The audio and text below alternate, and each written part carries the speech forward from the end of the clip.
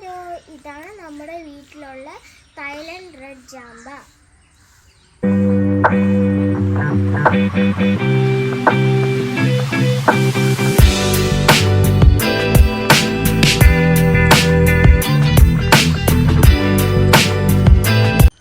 ആദ്യം ഗ്രീൻ കളറാണ്, പഴുക്കുമ്പോൾ റെഡ് ആവും.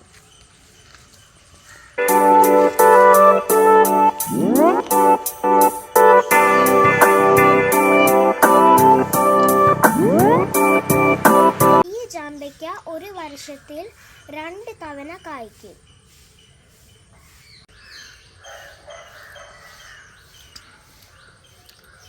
ഈ ജാമ്പയ്ക്ക നല്ല മധുരവും ജ്യൂസിയുമാണ്.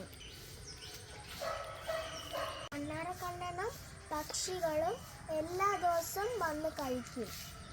സാഗു, ഇത് നല്ല ഫ്രൂട്ട് പ്ലാന്റ് ആണ്. ഓർണമെന്റൽ ആയിട്ട് നടാം.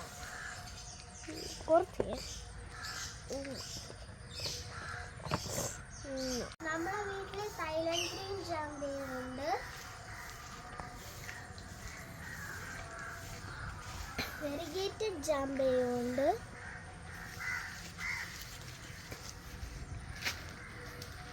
നാടൻ ജാമ്പയും ഉണ്ട്.